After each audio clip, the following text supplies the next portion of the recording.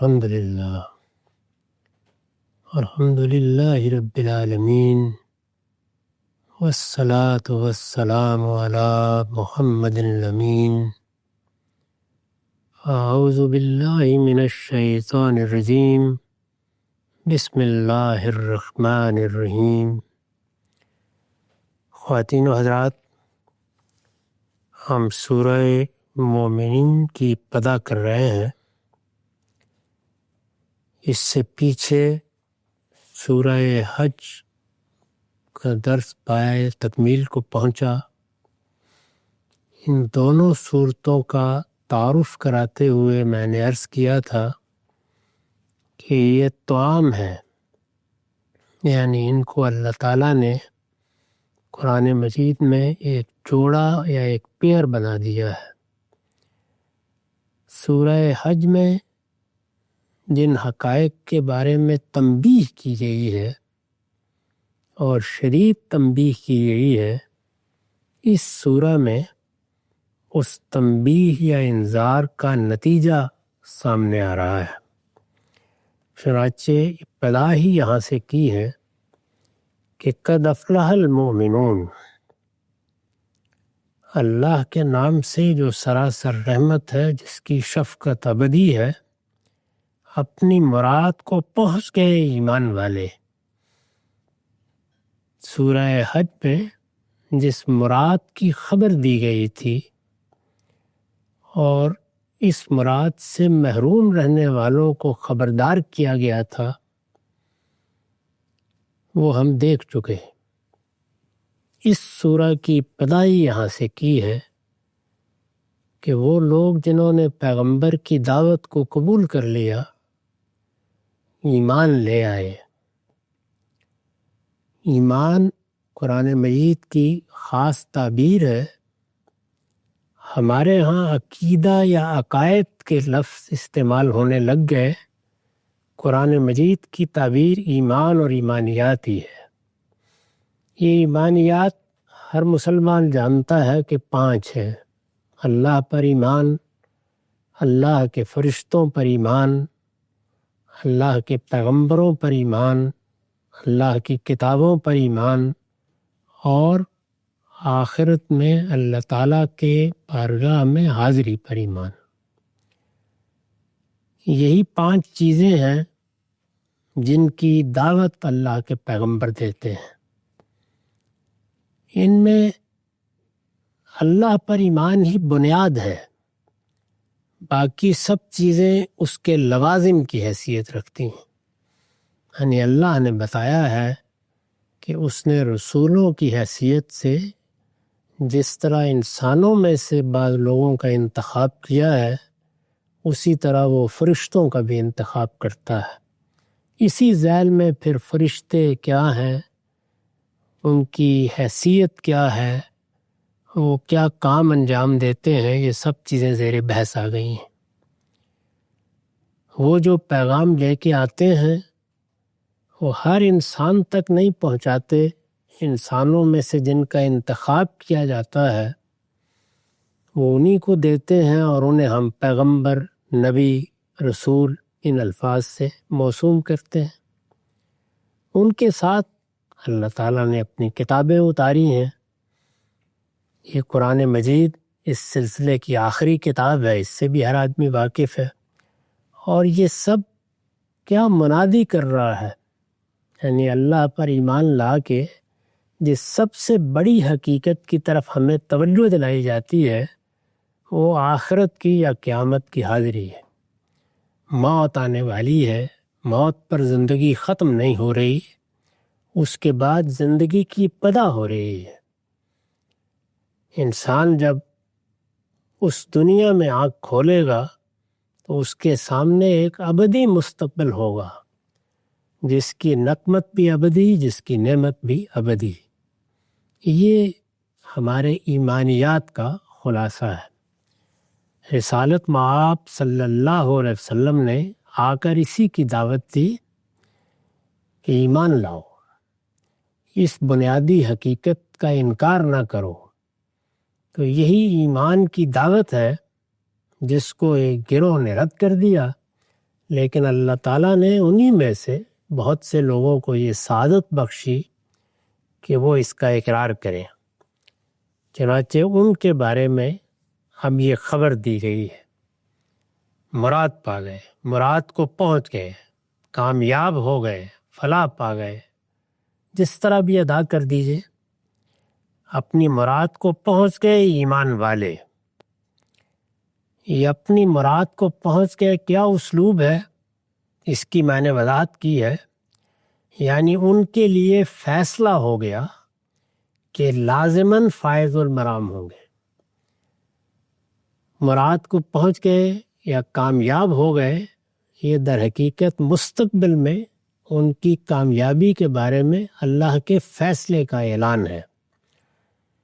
یہ مستقبل میں کسی بات کے واقع ہونے کی قطعیت کے اظہار کا اسلوب ہے جو ہماری زبان میں بھی موجود ہے، یعنی اس میں بظاہر ماضی کا صیغہ استعمال ہوتا ہے، فلاح پا گئے، مراد کو پہنچ گئے، لیکن یہ اصل میں مستقبل کا بیان ہوتا ہے۔ ہم بھی اس طرح بولتے ہیں، یہ اسلوب عربی زبان میں بھی ہے۔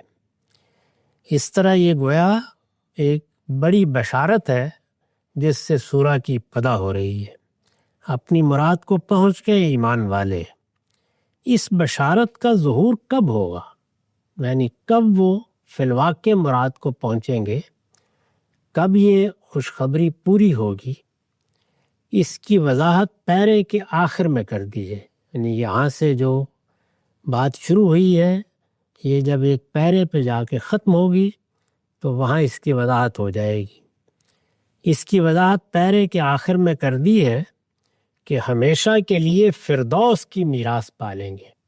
یہ ہے قرآن مجید کے نزدیک مراد کو پہنچ جانا، یعنی اللہ تعالیٰ نے جو اصل فیصلہ کر رکھا ہے اپنے فردوس کو آباد کرنے کا، انسان وہاں کامیابی کے ساتھ پہنچ گیا۔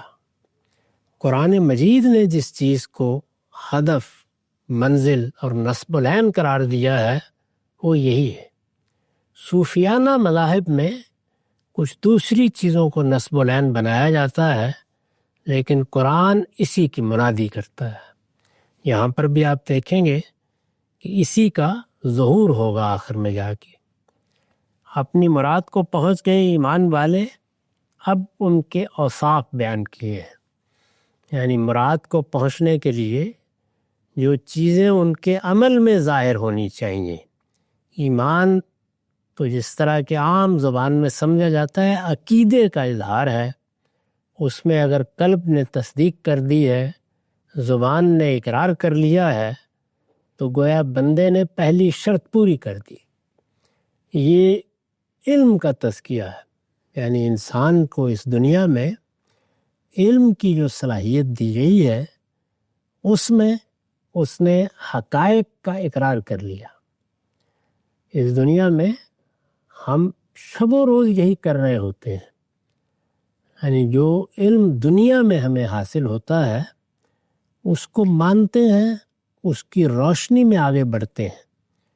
وہ ہو سکتا ہے کہ ایک معمولی گرد و پیش کے حالات کا ہو سکتا ہے کسی ہنر کا ہو، ممکن ہے کسی کاروبار کا ہو، سیاست، معیشت، سماجیات، عمرانیات، یہ سب چیزیں علم بنتی ہیں۔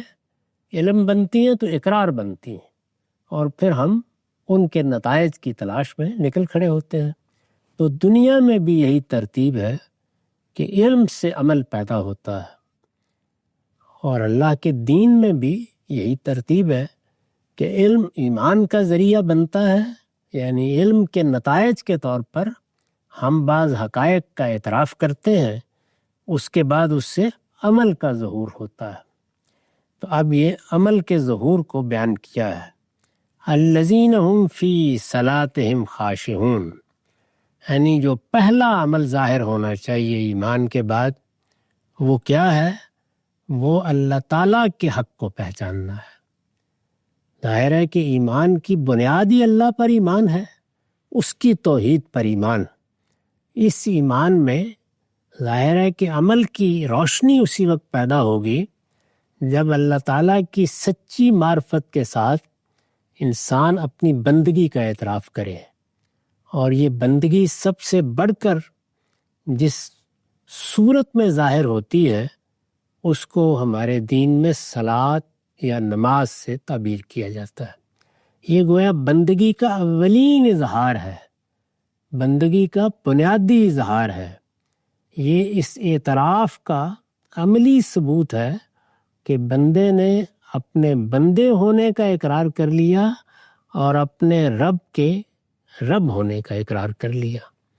وہ اگر میرا رب ہے، میرا خالق ہے، اس زمین و آسمان کا بادشاہ ہے، پھر اسی کو میرا معبود بھی ہونا چاہیے۔ اور میں جب اس بات تک پہنچ جاتا ہوں تو پھر میرا سر نیاز اس کے سامنے جھک جانا چاہیے۔ یہ وہ فطری نتیجہ ہے جو نکلتا ہے یا نکلنا چاہیے۔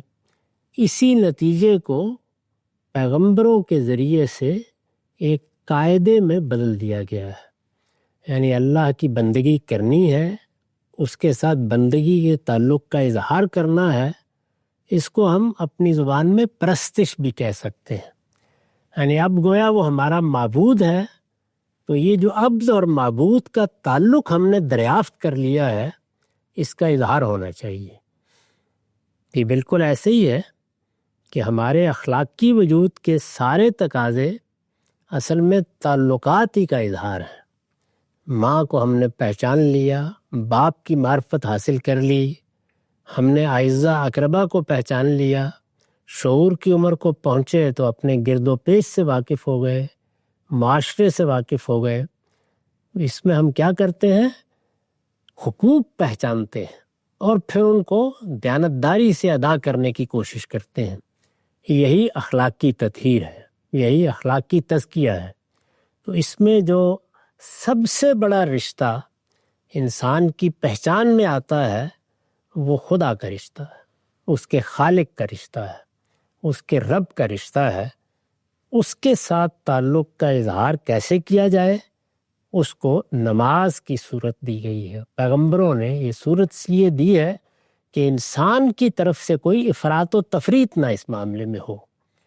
یہاں چونکہ تعلق کے اظہار کے آداب انسان مقابل میں کھڑی کسی شخصیت کو دیکھ کر نہیں طے کر رہا، ذات خداوندی اس کی آنکھوں سے اوجھل ہے، تو افراط و تفریط کا بڑا امکان رہا ہے، اور افراط و تفریط ہوئی ہے۔ انسان نے بالکل منہ موڑ لیا، یہ بھی ہوا ہے، اور وہ معاملات کو رہبانیت تک لے گیا، یہ بھی ہوا ہے۔ چنانچہ پرستش کے آداب اللہ تعالیٰ کے پیغمبروں کے ذریعے سے مقرر کر دیے گئے۔ اس کو عربی زبان میں صلاۃ سے تعبیر کیا جاتا ہے۔ یہ صلاۃ رسالت مآب صلی اللہ علیہ وسلم سے شروع نہیں ہوئی، یہ آدم علیہ السلام کے زمانے ہی سے اللہ تعالیٰ کا سب سے بڑا حق رہی ہے۔ چنانچہ قرآن اس کی پوری تاریخ سناتا ہے۔ جو اپنی نماز میں عاجزی کرنے والے ہیں، یہ نماز کی روح ہے، یعنی پرستش اپنی بندگی کے اعتراف کے ساتھ اس کے لیے خشوع کا لفظ استعمال کیا ہے۔ میں نے وضاحت کی ہے، یعنی اپنے پروردگار کے آگے، اپنے رب کے آگے، یعنی اپنے پروردگار کے آگے نیاز مندی، تذلل اور عاجزی و فروتنی کا اظہار کرنے والے ہیں۔ یہ عاجزی، یہ فروتنی، یہ تذلل، یہ نیاز مندی، ظاہر ہے کہ یہ انسان کے اپنے پروردگار کی معرفت کے بعد اس کے لیے جذبات ہیں۔ ان جذبات کو جو صورت اختیار کرنی ہے وہ نماز ہے۔ نیاز مندی، تذلل اور عاجزی و فروتنی کا اظہار کرنے والے، یہی نماز کی اصل روح ہے۔ یعنی نماز کی روح کیا ہے؟ بندے کا اعتراف عجز، وہ یہ سمجھ لے کہ میں بندہ ہوں۔ یہی بندہ سمجھنا ہے جس کے لیے عربی زبان میں عبادت کا لفظ بھی استعمال کیا جاتا ہے۔ اور پیغمبروں کی پوری دعوت کی حقیقت یہی ہے کہ بندے کو اس کا بندہ ہونا بتایا جائے۔ یہی نماز کی اصل روح ہے، جو اگر نماز میں موجود ہو، یعنی یہ روح ہونی چاہیے. نماز محض ایک رسم نہ بن جائے، بلکہ انسان جب نماز کے لیے اٹھے تو اس احساس اور اس اعتراف کے ساتھ اٹھے کہ بندہ اپنے پروردگار کی بارگاہ میں حاضری کے لیے جا رہا ہے. یہ بندہ اپنے پروردگار کی بارگاہ میں حاضری کے لیے جا رہا ہے، یہ دونوں چیزیں پیدا کرے گا. پروردگار کی عظمت، اس کی بلندی، اس کا جمال، اس کا جلال، اس کی بارگاہ کی عظمت، ملائے اعلیٰ کی عظمت، اور اس کے مقابل میں بندے کا عجز، بندے کی فروتنی. تو دونوں چیزیں جب باہم آمیز ہوتی ہیں تو جو کیفیت اس کا لازمی نتیجہ بنتی ہے وہ خشوع ہے. تو قرآن مجید نے اس کو بیان کیا کہ الذین فی صلاتہم خاشعون، جو اپنی نماز میں عاجزی کرنے والے ہیں. یہی نماز کی اصل روح ہے، جو اگر نماز میں موجود ہو تو آدمی محسوس کرتا ہے کہ اس کی کمر اور اس کا سر ہی نہیں، اس کا دل بھی اپنے پروردگار کے آگے سرفگندہ ہو گیا ہے. تو کمر تو ظاہر ہے وہ جھکتی ہے، سر بھی جھکتا ہے، انسان اپنی پیشانی زمین پر رکھ دیتا ہے. لیکن اگر خشوع ہے، یعنی اس احساس کے ساتھ یہ سب ہو رہا ہے کہ بندہ اپنے خالق کی بارگاہ میں آیا ہے، تو پھر صرف کمر اور سر ہی نہیں، پھر دل بھی سرفگندہ ہو جائے گا، دل بھی جھک جائے گا. تو یہ دل کا جھک جانا ہے جس کو خشوع سے تعبیر کیا ہے. تو فرمایا کہ ایمان والے اپنی مراد کو پہنچ گئے. ایمان والوں کے ہاں اس ایمان کا عمل میں ظہور ہوا ہے تو سب سے پہلے نماز آئی ہے، اور نماز میں وہ عجز آیا ہے جو بندے کی طرف سے پیش کیا جاتا ہے. والذین هم عن اللغو معرضون، جو اپنی نماز میں عاجزی کرنے والے ہیں، جو لغویات سے دور رہنے والے ہیں. یعنی انسان اگر بندگی کے صحیح احساس کے ساتھ اپنے پروردگار کی طرف متوجہ ہوا ہے تو اس کے عمل میں نماز ظاہر ہوگی، اور جس چیز سے اعراض ظاہر ہوگا، اجتناب ظاہر ہوگا، وہ کیا ہے؟ لغویات. تو لغویات کیا ہے یا لغو کیا ہے جس کو یہاں قرآن نے بیان کیا، اس کو اب سمجھ لیجئے. میں نے حاشیہ لکھا ہے، اصل میں لفظ اللغو استعمال ہوا ہے. یہ ہر اس بات اور کام کے لیے آتا ہے جو فضول، لا یعنی اور لا حاصل ہو. بندہ مومن میں اور اس دنیا میں اپنی باغ شیاطین کے ہاتھوں میں دے دینے والوں میں یہ بنیادی فرق ہے. یعنی بندہ مومن جب یہ سمجھ لیتا ہے کہ زندگی موت پر ختم نہیں ہو رہی، تو پھر اس کے لیے زندگی کوئی بے معنی عمل نہیں رہتی، بلکہ وہ مزرعہ آخرت بنتی ہے. یہ آخرت کی کھیتی ہے. چنانچہ وہ دنیا کا کوئی کام کر رہا ہو، دین کا کوئی کام کر رہا ہو، ہمیشہ یہ دیکھتا ہے کہ وہ کام اپنے اندر کوئی معنویت رکھتا ہو. وہ معنویت کئی پہلوؤں سے ہوتی ہے. وہ میرے لیے فائدہ مند ہے، وہ میرے خاندان کے لیے فائدہ مند ہے، وہ میرے معاشرے کے لیے فائدہ مند ہے. اس سے کوئی تفریح میسر ہوتی ہے، اس طبیعت میں نشاط پیدا ہوتا ہے، وہ انسان میں اچھے جذبات کو پیدا کرنے کا باعث بنتا ہے. یعنی کوئی فائدہ، کوئی نفع ہونا چاہیے جو انسان کو اس کے عمل سے پہنچے. تو اگر وہ کسی پہلو سے بھی نافع نہیں ہے تو پھر وہ عمل ہے جس کو روایتوں میں رسول اللہ نے بیان فرمایا کہ اس عمل سے اللہ کی پناہ مانگنی چاہیے، لا ینفع، جس کا کوئی فائدہ نہیں ہوتا. تو فضول اور لا یعنی اور لا حاصل چیزیں پھر بندہ مومن کی دلچسپی کا موضوع نہیں رہتی. تو سب سے پہلے اس کو واضح کیا ہے. یہ ہر اس بات اور کام کے لیے آتا ہے جو فضول، لا یعنی اور لا حاصل ہو. یعنی نہ اس کا کوئی فائدہ ہے، نہ اس کا کوئی حاصل ہے، نہ اس کی کوئی معنویت ہے. اسی بات کو رسالت مآب صلی اللہ علیہ وسلم نے ایک موقع پر اس طرح بیان کیا کہ حسن و اسلام المرء ترک و مالا یعنی ہے، یعنی آدمی کے اسلام کا حسن کیا ہے؟ یہ کہ وہ لایانی چیزوں کو ترک کر دے۔ لایانی چیزیں یعنی نہ ان سے کوئی تفریح حاصل ہوتی، نہ کوئی طبیعت میں نشاط آتا، نہ کوئی بالیدگی پیدا ہوتی، نہ کوئی لطافت حاصل ہوتی، نہ طبیعت میں کوئی حسن فزوں ہوتا، نہ کسی کو کوئی فائدہ پہنچتا۔ تو یہ سب چیزیں پھر کیا ہیں؟ لا حاصل، لا یعنی اور بے فائدہ۔ تو یہ فرمایا کہ جو لغویات سے دور رہنے والے ہیں، مطلب یہ ہے کہ بڑی برائیاں تو ایک طرف، وہ ان چیزوں سے بھی احتراز کرتے ہیں جو اپنا کوئی مقصد نہ رکھتی ہیں، یعنی برائی تو پھر برائی ہے، وہ اس پیمانے پر بھی اپنے اعمال کو دیکھتے رہتے ہیں کہ میں کوئی بے مقصد کام نہ کروں۔ وہ کسی نہ کسی پہلو سے، یعنی میرے جسم کے لیے، میری روح کے لیے، میرے نفس کے لیے، میرے باطن کے لیے، میرے ظاہر کے لیے، میرے متعلقین کے لیے فائدہ مند ہونا چاہیے جو کام بھی میں کروں، جو اپنا کوئی مقصد نہ رکھتی ہو اور جن سے انسان کی زندگی کے لیے کوئی نتیجہ نہ نکلتا ہو، یعنی لا حاصل کام ہے۔ اس میں ضمناً ان لغویات کی طرف بھی اشارہ ہو گیا ہے جو اس زمانے میں قرآن کے منکرین سے اسلام اور مسلمانوں کے بارے میں صادر ہوتی تھی۔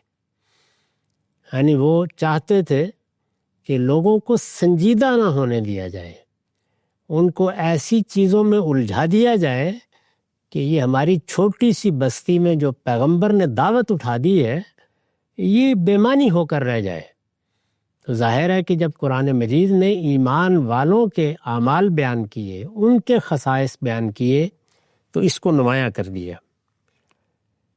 اس میں ضمناً ان لغویات کی طرف بھی اشارہ ہو گیا ہے جو اس زمانے میں قرآن کے منکرین سے اسلام اور مسلمانوں کے بارے میں صادر ہوتی تھیں۔ چنانچہ دوسری جگہ فرمایا ہے کہ ایمان والے جب کوئی فضول بات سنتے ہیں تو اعراض کر دیتے ہیں اور کہہ دیتے ہیں کہ ہمارے لیے ہمارے اعمال ہیں اور تمہارے لیے تمہارے اعمال۔ یعنی اگر مخاطب فضولیات پر اتر آئے، وہ کوئی معقول رویہ اختیار نہ کر رہا ہو یا اس سے لغویات صادر ہونے لگ جائے، یہ دشنام ترازی ہے، یہ گریز و فرار کے راستے ہیں، یہ مخاطب کا استخفاف ہے، یہ برائی کی چیزیں بھی ہیں، لیکن ان کی ابتدا کچھ لغو قسم کے رد عمل سے ہوتی ہے۔ تو جب یہ ہونے لگ جائے تو قرآن نے ہمیں یہ ادب سکھایا ہے کہ ہم اس سے اعراض کر جائیں۔ یعنی اس طرح کے موقعوں پر وہ جو ایک تعبیر اختیار کی جاتی ہے کہ ہم حریف بزلہ ہیں، حریف دشنام نہیں ہیں، یہ وہ میدان نہیں جس میں کسی کو اترنا چاہیے، بس اس میں اعراض اور گریز کر جانا چاہیے، اور اس میں یہ بتایا گیا ہے کہ یہ کہہ کے اٹھ جانا چاہیے کہ ہمارے لیے ہمارے اعمال ہیں اور تمہارے لیے تمہارے اعمال۔ یعنی یہ کوئی چیز ایسی نہیں ہے جس پر مناظرے مجادلے کیے جائیں۔ اگر آدمی بنیادی اخلاقیات سے محروم ہے، اگر وہ پستی پر اتر آیا ہے تو اس سے بات نہیں ہو سکتی۔ اسی طرح فرمایا ہے کہ جب ان کا گزر، یعنی ایمان والوں کا گزر، کسی بیہودہ چیز پر ہوتا ہے تو وقار سے گزر جاتے ہیں۔ یعنی یہی بات ہے جس کو پھر مختلف جگہوں پر قرآن نے دوسرے اسالیب میں بیان کیا ہے۔ یہ بھی بیان کیا ہے کہ وَإِذَا مَرُّوا بِاللَّغْوِ مَرُّوا كِرَامًا، یعنی ان کا ذکر گزر جب کسی بیہودہ چیز پر ہوتا ہے تو وقار سے گزر جاتے ہیں، یعنی وہاں بیٹھ کے بھی کوئی مورچہ نہیں لگا لیتے، بس گریز کیا اور نکل گئے۔ گویا نہ لغویات میں مبتلا ہوتے ہیں اور نہ ان لوگوں سے الجھتے ہیں جو ان میں مبتلا ہوں، کیونکہ اگر آپ ان لوگوں سے الجھیں گے تو اس الجھنے میں بھی لغویات ہی صادر ہوں گی۔ تو اس وجہ سے قرآن مجید نے تعلیم دی کہ وہ اعراض کر جاتے ہیں جو لغویات سے دور رہنے والے ہیں۔ یہ دوسری بات بیان کی، والذین هم للزکاۃ فاعلون، اور جو زکوٰۃ ادا کرنے والے ہیں، یعنی نماز اگر اختیار کر لی ہے تو گویا اللہ کی طرف رخ ہو گیا، اللہ کا حق ادا ہوا، بندگی کا اعتراف جس نتیجے تک پہنچنا چاہیے وہ نتیجہ نکل آیا، پھر بندے نے اپنے آپ کا جائزہ لیا تو اس نے اپنے آپ کو لغویات سے دور کر لیا، یعنی میں زندگی گزاروں گا، بھرپور زندگی گزاروں گا، اس میں انسان کی جو ضرورتیں ہیں وہ پوری کروں گا، لیکن میں لغویات میں نہیں الجھوں گا۔ تو یہ گویا زندگی کا رخ متعین ہو گیا، یہ رویہ ہے جو انسان نے اختیار کر لیا، اور یہ بڑی چیز ہے۔ اس کے بعد انسان سے غلطیاں کوتاہیاں ہوتی ہیں، وہ ایک الگ چیز ہے، لیکن اس نے طے کر لیا کہ میں لغویات کا نہ ارتکاب کروں گا اور نہ لغویات کا ارتکاب کرنے والے سے الجھ کر بیٹھ جاؤں گا۔ تو رویے کی اس اصلاح کے بعد اب ظاہر ہے کہ انسان دنیا میں سب سے بڑھ کر کس چیز میں غلطان ہوتا ہے؟ معاش کی جدوجہد۔ اب کچھ کمانا ہے، کھانا ہے، ظاہر ہے کہ انسان کی زندگی میں سب سے بڑھ کر جس سرگرمی کا ظہور ہوتا ہے وہ یہی ہے۔ اگر اس کو کہیں گھر میں بیٹھے ہی کوئی دولت کا پہاڑ نہیں مل گیا تو اس دنیا میں اس کو یہ جدوجہد کرنی ہوتی ہے، یہ اپنے لیے کرنی ہوتی ہے، اپنے خاندان کے لیے کرنی ہوتی ہے، اپنے مستقبل کے لیے کرنی ہوتی ہے۔ ہمارے دین میں یہ سب خیر ہے، یہ اللہ کے فضل کی تلاش ہے، اس کو کسی درجے میں بھی کوئی مذمت کی چیز نہیں سمجھا گیا، بلکہ اس کی حوصلہ افزائی کی گئی ہے کہ لوگ رزق کمانے کے لیے نکلیں، اور رزق کمانے کو خیر کی طلب سے تعبیر کر کے لوگوں کو گویا اس طرف رخ کرنے کے لیے کہا گیا ہے۔ اللہ تعالیٰ نے جگہ جگہ یہی تعبیر اختیار کی ہے۔ تو جب لوگ اس طریقے سے نکلیں گے تو کچھ کمائیں گے، جب کمائیں گے تو ان کو پہلی جو توجہ ان کا ایمان دلاتا ہے نماز کے بعد وہ یہ ہے کہ وہ جو کچھ کما رہے ہیں ظاہر ہے اپنے لیے کماتا ہے انسان، اپنے لیے، اپنے خاندان والوں کے لیے، اس سے وہ آسائشیں بھی حاصل کرتا ہے، راحتیں بھی حاصل کرتا ہے، لیکن اس سب کے ساتھ ہمیشہ ملحوظ رکھے کہ اس کے مال میں اللہ تعالیٰ نے دوسروں کا ایک حق مقرر کر دیا ہے، اس کو کھولا ہے قرآن مجید میں، وَفِي أَمْوَالِكُمْ حَقٌّ لِلسَّائِلِ وَالْمَحْرُومِ، اور یہ حق حقم معلوم ہے، یعنی ایک متعین حق ہے جو فرمایا کہ ان لوگوں کے لیے تمہارے مال میں رکھ دیا گیا ہے جو سائل ہیں، محروم ہیں۔ قرآن مجید نے اس کو یہاں تک محدود نہیں رکھا، سورہ توبہ میں بتایا ہے کہ یہ در حقیقت پورے معاشرے کا حق ہے، اور معاشرے کا یہ حق ہر حال میں ادا ہونا چاہیے۔ اس میں چونکہ مسلمان ہو یا غیر مسلم اپنی ضرورت کے تحت نظم بنانے پہ مجبور ہے، یعنی انسان اس دنیا میں جیسے ہی شعور کی آنکھ کھولتا ہے تو اس کو کچھ ضرورتیں لاحق ہوتی ہیں۔ انسانی تمدن میں جو ضرورتیں انسان کو وجود پذیر ہونے، اپنی پرورش کرنے یا پرورش پانے، اپنے لڑکپن اور جوانی کے زمانے کو گزارنے، زندگی میں مصروف ہونے، اور پھر اس کے بعد موت تک جو ضرورتیں پیش آتی ہیں ان کو سامنے رکھ کر انسان نے 3 بڑے ادارے بنائے ہیں، ایک خاندان کا ادارہ، ایک غلامی کا ادارہ، اور ایک ریاست کا ادارہ۔ تو ظاہر ہے کہ یہ ریاست کا ادارہ اس کے بغیر نہیں چل سکتا یا نہیں بن سکتا کہ لوگ اس کے لیے کنٹریبیوٹ کریں، کیونکہ ریاست کا نظم جن لوگوں کے بھی سپرد کیا جائے گا وہ تو باقی کام چھوڑ کر وہ ذمہ داریاں انجام دیں گے۔ تو ریاست کی ذمہ داریوں کو پورا کرنے کے لیے گویا معاشرے کا ایک حق ہر شخص کے مال میں مقرر کر دیا گیا ہے، اس کو زکوٰۃ کہا جاتا ہے۔ اس میں قاعدہ یہ ہے کہ یہ اللہ کا حق ہے جو اللہ کے حکم پر بندوں کے ہاتھ میں دے دیا جاتا ہے۔